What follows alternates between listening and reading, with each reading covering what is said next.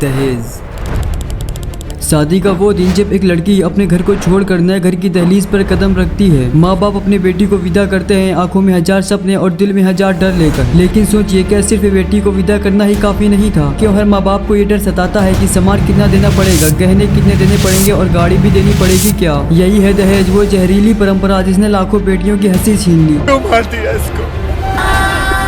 अरे फ्रिज चाहिए था इन्हें 300 लीटर का डबल डोर वाला। बेटी जो माँ बाप की जान होती है, उसी को बोझ बना दिया गया। लोग कहते हैं लड़की बोझ है क्योंकि उसकी शादी में दहेज देना पड़ता है। पर क्या किसी ने सोचा है, एक बाप जब अपनी बेटी के लिए मेहनत करके गहने बनवाता है, किचन का सामान खरीदता है, तो वो उसकी खुशी के लिए होता है। लेकिन जब समाज मांग करता है ये चाहिए वो चाहिए, तब वो खुशी अपमान में बदल जाती है। कितनी ही बेटियां दहेज की वजह से ससुराल में ताना झेलती हैं, तो कितनी ही बेटियां जला दी जाती हैं। और कितने ही माँ बाप अपने घर को बेच कर सिर्फ ये साबित करते हैं कि उनकी बेटी भी काबिल है शादी के लायक। लेकिन सच कहूँ तो बेटी शादी के लायक बनने के लिए दहेज की मोहताज नहीं है। बेटी तो अपने संस्कारों से, अपनी शिक्षा से, अपने प्यार से किसी भी घर को जन्नत बना सकती है। आज हालात इतने बिगड़ चुके हैं कि दहेज की वजह से हर साल हजारों मासूम बेटियां अपनी जान गंवा देती हैं। कभी जलाकर, तो कभी तानों से, तो कभी जुल्मों से उनकी जिंदगी बर्बाद कर दी जाती है।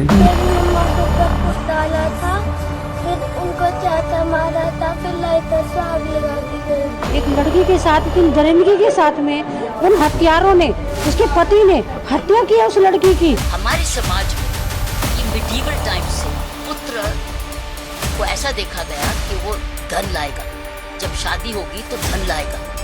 और ये भी देखा गया कि जब पुत्री होगी तो धन ले जाएगा।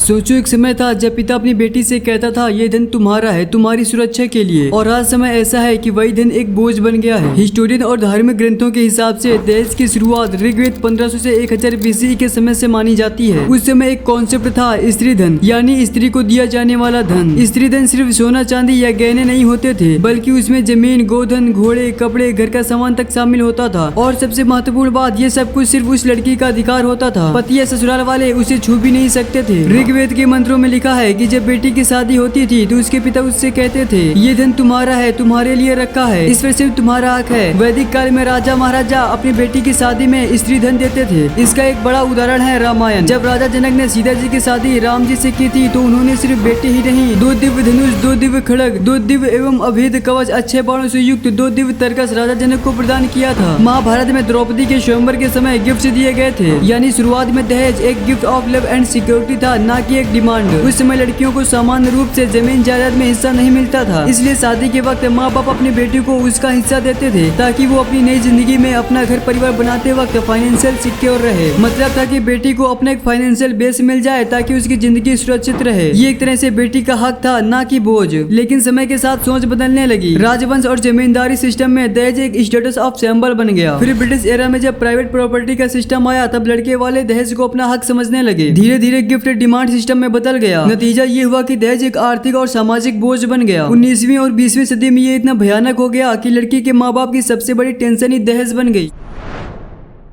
जो हम 21वीं सदी में हैं, दुनिया चांद और मंगल पर जा रही है, लेकिन हमारे समाज का एक जहर अब भी उतना ही खतरनाक है। ये सिर्फ शादी का खर्च नहीं, ये तो एक ऐसा बोझ है